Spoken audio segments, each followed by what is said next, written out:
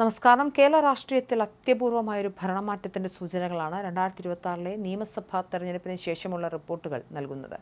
പിണറായി വിജയൻ സർക്കാരിലെ ഭൂരിഭാഗം മന്ത്രിമാരും പരാജയത്തിന്റെ വക്കിലാണെന്ന ഗ്രൗണ്ട് റിപ്പോർട്ടുകൾ ഇടത് ക്യാമ്പിനെ അക്ഷരാർത്ഥത്തിൽ ഞെട്ടിച്ചിരിക്കുകയാണ്. മുഖ്യമന്ത്രി പിണറായി വിജയൻ, മരുമകൻ മുഹമ്മദ് റിയാസ്, സജി ചെറിയാൻ എന്നിവരൊഴികെ CPMലെ പ്രമുഖരായ മറ്റെല്ലാ മന്ത്രിമാരും ഇക്കുറി പരാജയപ്പെടുമെന്നാണ് പ്രാഥമിക വിലയിരുത്തലുകൾ സൂചിപ്പിക്കുന്നത്. മന്ത്രിസഭയിലെ ഏറ്റവും പ്രമുഖരായ MP രാജേഷ്, വീണ ജോർജ്, R ബിന്ദു എന്നിവർ നേരിടാൻ പോകുന്നത് സമാനതകളില്ലാത്ത തിരിച്ചടിയാണെന്ന് രാഷ്ട്രീയ നിരീക്ഷകർ വിലയിരുത്തുന്നു.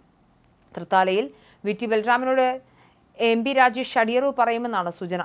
15,000-ലേറെ വോട്ടുകളുടെ ഭൂരിപക്ഷത്തിൽ ബൽറാം മണ്ഡലം തിരിച്ചുപിടിച്ചേക്കുമെന്നാണ് റിപ്പോർട്ടുകൾ. സമാനമായ രീതിയിൽ ആറന്മുളയിൽ വീണ ജോർജിനെതിരെ യുവനേതാവ് അബിൻ വർക്കി 20,000-ലേറെ വോട്ടുകളുടെ വലിയ ഭൂരിപക്ഷം നേടുമെന്നും കരുതപ്പെടുന്നുണ്ട്. ഇരിങ്ങാലക്കുടയിൽ മന്ത്രി R ബിന്ദുവിന്റെ നിലയും പരുങ്ങലിലാണ്. പാർട്ടിയിലെ ഉന്നത സ്വാധീനം കൊണ്ട് മാത്രം സീറ്റ് ലഭിച്ചുവെന്ന ജനവികാരം ബിന്ദുവിനെതിരെ ശക്തമാണ്. തോമസ് ഉണ്ണിയാടൻ ഇക്കുറി ഇരിങ്ങാലക്കുട തിരിച്ചുപിടിക്കുമെന്നാണ് മണ്ഡലത്തിൽ നിന്നുള്ള റിപ്പോർട്ടുകൾ. CPMന്റെ ഭാവി പ്രതീക്ഷകളായ ധനമന്ത്രി KN ബാലഗോപാലും വ്യവസായ മന്ത്രി P രാജീവും പരാജയഭീതിയിലാണ്.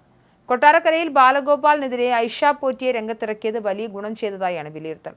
കളമശ്ശേരിയിൽ P രാജീവ് പഠിച്ച പണി 18 പറ്റിയിട്ടും മുസ്ലിം ലീഗ് സ്ഥാനാർത്ഥി ഗഫൂറിന് മുന്നിൽ പിടിച്ചു നിൽക്കാൻ പാടുപെടുകയാണ്.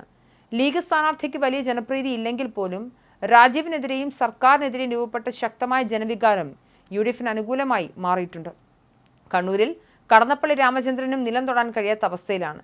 TO മോഹനന്റെ ശക്തമായ പോരാട്ടത്തിൽ കടന്നപ്പള്ളിയുടെ അവസാന രാഷ്ട്രീയ മത്സരമായി ഇത് മാറാനും സാധ്യതയുണ്ട്. മലപ്പുറത്ത് CPM വലിയ പ്രതീക്ഷ വെച്ചിരുന്ന മന്ത്രി V അബ്ദുറഹ്മാനും തിരിച്ചടി നേരിടുമെന്ന് ഉറപ്പാണ്. അബ്ദുറഹ്മാനെ കാത്തിരിക്കുന്നത് കനത്ത തോൽവിയാണെന്ന് ഗ്രൗണ്ട് റിയാലിറ്റി പറയുന്നു. CPM കോട്ടയായ പൊന്നാനിയിൽ പോലും ഇക്കുറി ചുവപ്പുകൊടി താഴാൻ സാധ്യതയുണ്ടെന്നാണ് വിശകലനങ്ങൾ. പത്തനാപുരത്ത് കാൽനൂറ്റാണ്ട് MLA ആയിരുന്ന KV ഗണേഷ് കുമാറിനും ഇക്കുറി കാലിടറും. ജ്യോതികുമാർ ചാമക്കാല പത്തനാപുരത്ത് പുതിയ ചരിത്രം കുറിക്കുമെന്നും കരുതപ്പെടുന്നുണ്ട്. ഇടുക്കിയിൽ റോഷി അഗസ്റ്റിനെ കാത്തിരിക്കുന്നത് ദയനീയമായ പരാജയമാണെന്ന് റിപ്പോർട്ടുണ്ട്. മന്ത്രിയായതോടെ മണ്ഡലത്തിൽ സജീവമാകാൻ കഴിയാത്തത് റോഷിക്ക് വിനയായിട്ടുണ്ട്. കോൺഗ്രസ് നേതാവ് റോയ് K പൗലോസ് ഇടുക്കിയിൽ അട്ടിമറി വിജയം നേടുമെന്നാണ് സൂചന. വയനാട്ടിലെ മാനന്തവാടിയിൽ മന്ത്രി OR കേളുവിനും തിരിച്ചടി നേരിടും.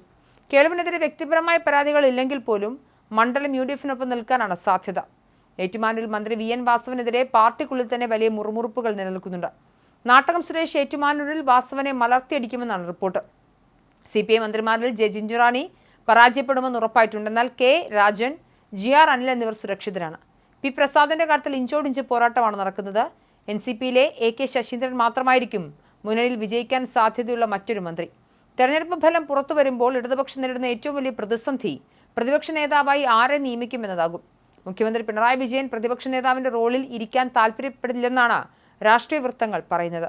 ആരോഗ്യ കാരണങ്ങൾ പറഞ്ഞ അദ്ദേഹം സജീവ രാഷ്ട്രീയത്തിൽ നിന്നും മാറി നിൽക്കാനും സാധ്യതയുണ്ടെന്നും റിപ്പോർട്ടുകളുണ്ട്.